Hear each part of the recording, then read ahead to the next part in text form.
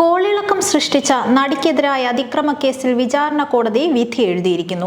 കുറ്റകൃത്യത്തിന്റെ മാനങ്ങൾ കൊണ്ടും നിയമ പോരാട്ടത്തിന്റെ അപൂർവത കൊണ്ടും ശ്രദ്ധേയമായ കേസിൽ 1 മുതൽ 6 വരെ പ്രതികൾ കുറ്റക്കാരെന്നാണ് എറണാകുളം പ്രിൻസിപ്പൽ സെഷൻസ് കോടതി ജഡ്ജി ഹണി എം റോസ് തീർപ്പ് കൽപ്പിച്ചത്.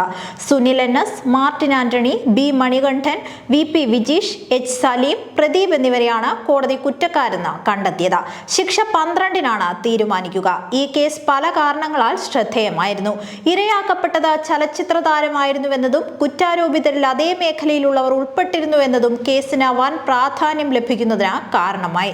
ചലച്ചിത്രത്തിന് ലഭിക്കുന്ന ഭ്രമാത്മകത കേസിന് കൈവന്നത് അതുകൊണ്ടുകൂടിയാണ്.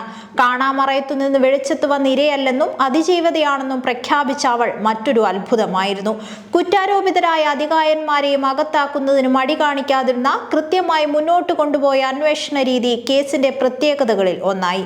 അതുവരെ ഉണ്ടായിട്ടില്ലാത്തതായിരുന്നു അത്. ചലച്ചിത്ര മേഖലയിലെ സ്ത്രീവിരുദ്ധതയും ചൂഷണങ്ങളും പുറത്തു വന്നു എന്നത് മറ്റൊരു പ്രത്യേകത.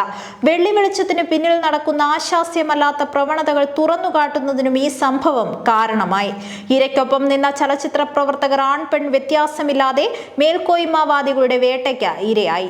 ചിലർക്ക് അവരുടെ നിലനിൽപ്പ് പോലും അസാധ്യമായി. ഇതെല്ലാം കൊണ്ടാണ് കേവലം ഒരു സ്ത്രീപീഡന കേസിനപ്പുറം മാനങ്ങൾ ഈ അതിക്രമത്തിന് ഉണ്ടായത്. എങ്കിലും പൂർണ്ണമായും തൃപ്തി നൽകുന്ന വിധിയല്ല ഉണ്ടായിരിക്കുന്നത്.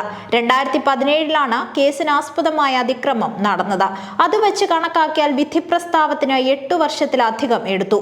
2017 നവംബറിൽ കേസിന്റെ കുറ്റപത്രം സമർപ്പിച്ചെങ്കിലും വിചാരണ നടപടികൾ ആരംഭിക്കുന്നതിന് 2020 ജനുവരി 30 വരെ കാത്തിരിക്കേണ്ടി വന്നു. ഇതിനിടെ കുറ്റാരോപിതരായ വൻ തോക്കുകൾ നിരന്തരം വിവിധ കാരണങ്ങൾ പറഞ്ഞ് കോടതികളെ സമീപിച്ചതും വിചാരണ ഉൾപ്പെടെ തടയുന്നതിനുള്ള വ്യവഹാരങ്ങൾ നടത്തിയതും നാം കണ്ടതാണ്. ഇന്നലെ ഉണ്ടായ വിധിയിൽ ആദ്യ 6 പ്രതികളെയാണ് കുറ്റക്കാരെന്ന് വിധിച്ചിരിക്കുന്നത്. ബലാത്സംഗം, ഗൂഢാലോചന, മാനഭംഗം, സ്ത്രീത്വത്തെ അപമാനിക്കൽ, ബലപ്രയോഗം, അന്യായ തടങ്കൽ, തെളിവ് നശിപ്പിക്കൽ, അശ്ലീല ചിത്രമെടുക്കൽ, പ്രചരിപ്പിക്കൽ ഉൾപ്പെടെയുള്ള കുറ്റങ്ങളാണ് മുഴുവൻ പ്രതികൾക്കുമെതിരെ ചുമത്തിയത്. ഇതിൽ പ്രോസിക്യൂഷൻ ഉന്നയിച്ച ബലാത്സംഗ കുറ്റം തെളിഞ്ഞു. എന്നാൽ ഗൂഢാലോചനയ്ക്ക് തെളിവില്ലെന്ന് കോടതി പറഞ്ഞിരിക്കുന്നു.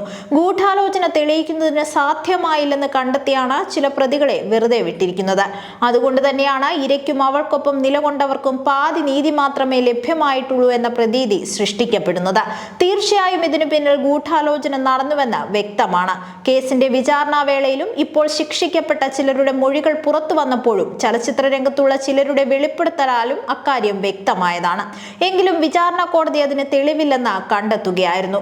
അതുകൊണ്ട് തന്നെയാണ് ശിക്ഷാവിധിക്ക് പാതി നീതി എന്ന വിശേഷണം നൽകേണ്ടി വരുന്നത്. അതുകൊണ്ട് പൂർണ്ണ നീതി ലഭ്യമാക്കുന്നതിനുള്ള തുടർ നടപടികൾ ഈ കേസിൽ ഉണ്ടാകേണ്ടതുണ്ട്. ഇരയ്ക്കൊപ്പമാണ് സർക്കാരെന്ന് ബന്ധപ്പെട്ടവരുടെ പ്രതികരണം പുറത്തു വന്നിട്ടുണ്ട്. ഗൂഢാലോചന തെളിയിക്കാനായില്ലെന്ന കാരണത്താൽ വെറുതെ വിടപ്പെട്ട നടൻ ദിലീപിന്റെ പ്രതികരണം ഇക്കാര്യത്തിൽ അന്വേഷണ സംവിധാനത്തിനും നീതിന്യായ സംവിധാനത്തിനും നേരെയുള്ള വെല്ലുവിളിയാണ്. പ്രിൻസിപ്പൽ സെഷൻസ് കോടതി വിധിയോടെ കേസ് അവസാനിച്ചുവെന്ന ധാരണയിലാണ് പ്രതികരണമുണ്ടായതെന്ന് തോന്നുന്നു. അന്വേഷണ സംവിധാനത്തെ അപഹസിക്കുക മാത്രമല്ല, ആരോപണങ്ങൾ ഉന്നയിക്കുക പോലും ഉണ്ടായിരിക്കുന്നു. കുറ്റാരോപിതനായ വേളയിൽ അദ്ദേഹത്തിനെതിരെ ഉന്നയിക്കപ്പെട്ട ചില വിമർശനങ്ങൾ ശരിവെക്കുന്നതാണ് അദ്ദേഹത്തിന്റെ വാക്കുകൾ.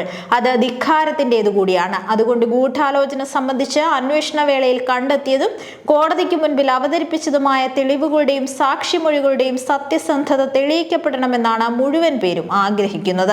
അത്തരമൊരു സാഹചര്യം മേൽക്കോടതികളിലെ അപ്പീൽ ഹർജിയുടെ പരിഗണനാ വേളയിൽ ഉണ്ടാകുമെന്നാണ് എല്ലാവരും പ്രതീക്ഷിക്കുന്നതും.